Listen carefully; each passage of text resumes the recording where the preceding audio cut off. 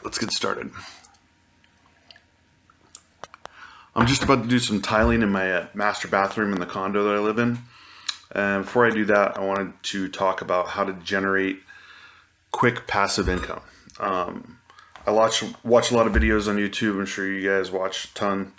And a lot of people have their opinions about passive income and how to generate it. But I hear a lot of false things about crowdfunding, real estate crowdfunding. So I just wanted to cover a few things real quick. So I have 8 different passive incomes right now, right? 8 different streams. I use rentals, I have real estate crowdfunding, dividends, I have loans, and each one of them contributes to my passive income and makes it so I am more financially secure in my future. But the thing that I see a lot of people who do investment for passive income say, oh, crowdfunding has all these flaws. So I just wanted to run through some of the issues that I see with different income streams, right? Right off the top, dividends. The returns, they can be low, right? A good dividending portfolio is going to return you 3 to 4%.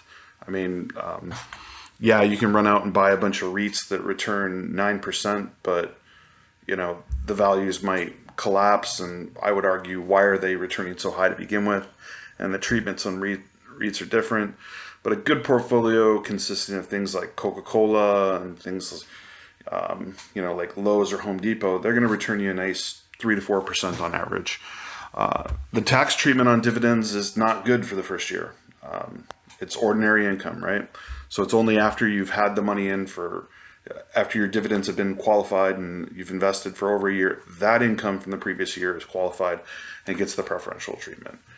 Problem with rentals, it's a lot of upfront costs. You're going to spend, you know, a huge lump sum of money to acquire the property, and then in the first year or two, you might have failures like, you know, the hot water heater, the roof.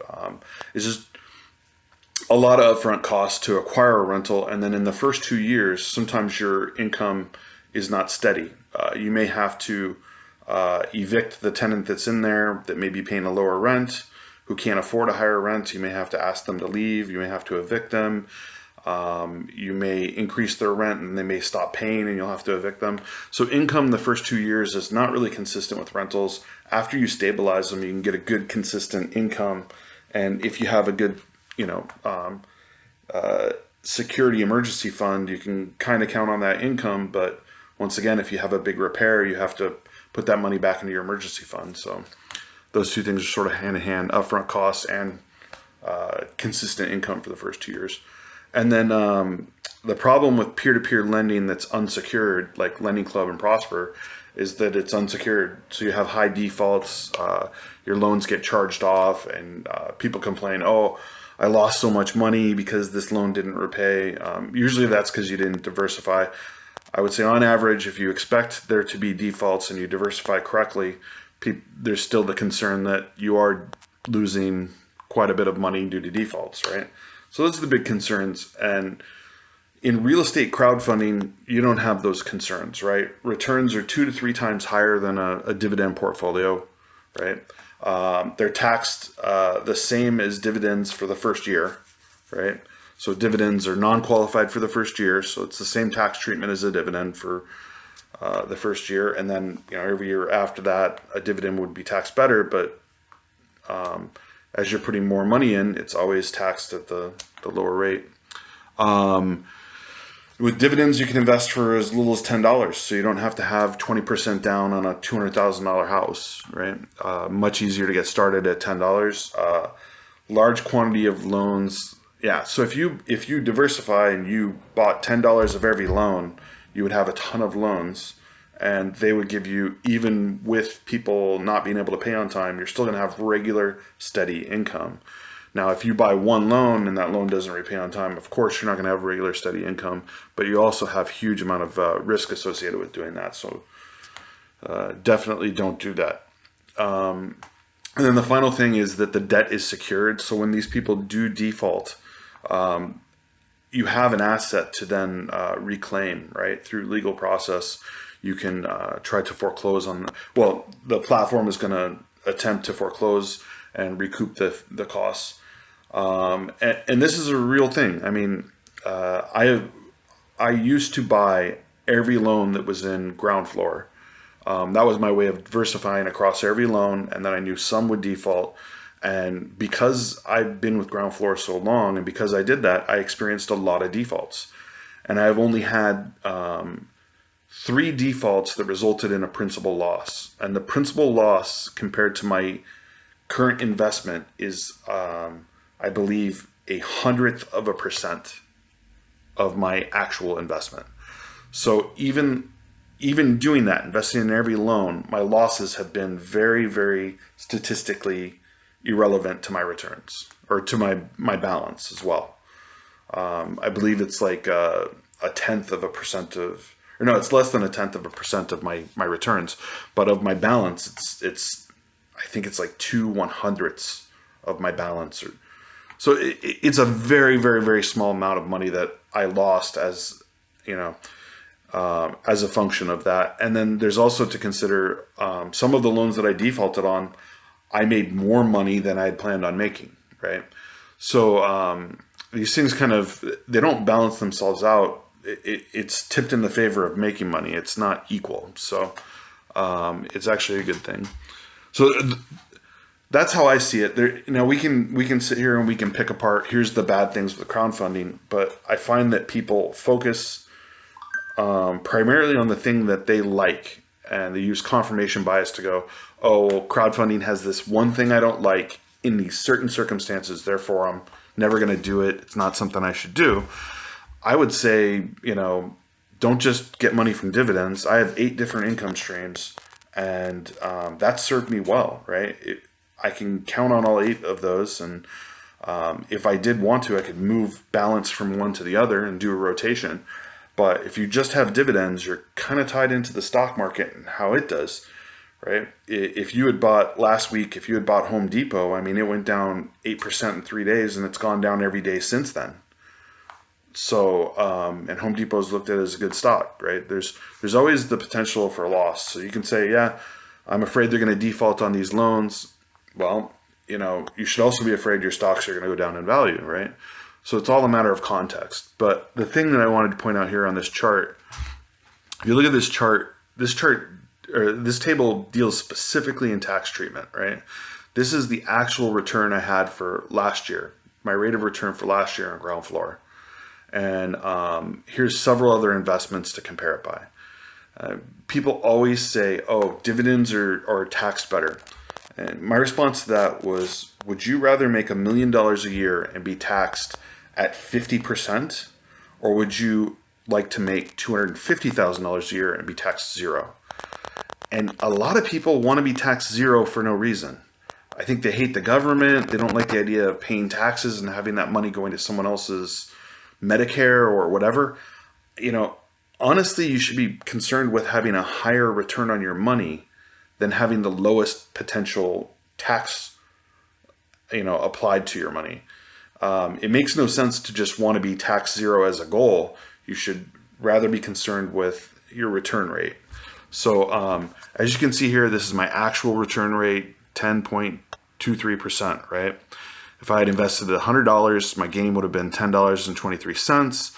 It would have been taxed as ordinary income, which is $246 for me and my conditions. So my long-term taxes would be treated as $246, and my after-tax gain is $7.77 for an after-tax return of $7.77. If we go over here, here's a dividend portfolio that returns 4.5%. I would argue that that is incredibly high, and a lot of dividend portfolios that are well balanced are going to be 3 to 4%. So 4.5 is a very generous, in my opinion, rate of return for a dividend portfolio. And let's look at the numbers here. 4.5 on $100 is going to be $4.50. Long-term capital gains is going to be, so we're assuming that we've owned this portfolio for over a year because it's not being taxed as short-term capital gains, not being taxed as qualified dividends. We're going to treat it as long-term, so we're still making more money. So this $100 makes less money than this $100. That, why would you pick one over the other? I mean, obviously people do dividends because in year 20, in year 30, in year 50, with compounding interest and your tax treatment, you're going to be treated very well in those years. And you can't start year 50 until you start year 1. So it makes perfect sense to invest in dividends. I'm just saying that it also makes perfect sense to invest in other things such as rentals and real estate crowdfunding. So let's look at that same dividend portfolio 10 years from now with a 7% compound annual growth rate. And what do we have? We have an 8.9% return. $100 gets you 8.9%. You're taxed $1.34. So you get $7.57. You're still making less money than assuming that ground floor always returns me around the same amount, which this was the previous years I got better returns because I was investing more risky. And this return is lower because I was actually the lowest year of return that I had because I was more diversified. So 10 years into the future, you're making approximately the same as my ground floor account did last year, right? So the point is not to have equal returns or have one return be more than the other.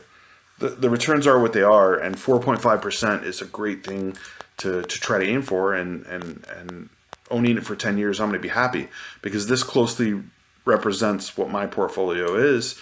I'm okay with this. I'm okay because I know in year 20 it's going to be paying off big time. I'm okay with these returns, but I have a substantially larger amount of money here, and it's earning me.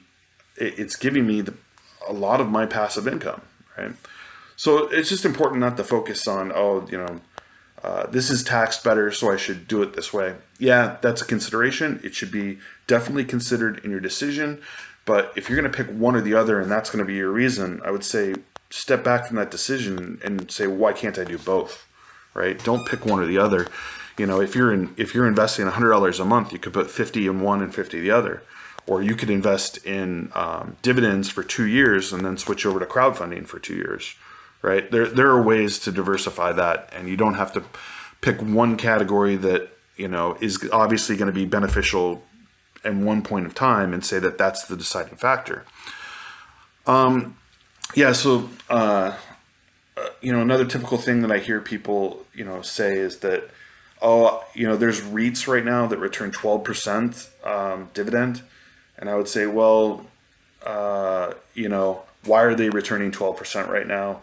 And will that yield be the same in the future? I read a couple of articles this week, and they listed out some of the stocks and some of the REITs and why they were or weren't good buys. I don't know that I would put $2 million into these REITs and in the summer of 2020 expect their values to be higher than they are right now. 2/3 of the country right now believes there's going to be a recession in 2020, right? And where are those REITs going to be during that recession? So I would say, if you're considering buying one of those REITs, make sure it's just a portion of your total investment, and that you're not 100% in on that. That's about it. I got some tile to lay, so maybe I'll throw some B-roll of me laying tile. Thanks everybody, and if you want to sign up for any of the accounts that I cover, M1, Ground Floor, Pier Street, Lending Club, I got sign up bonuses.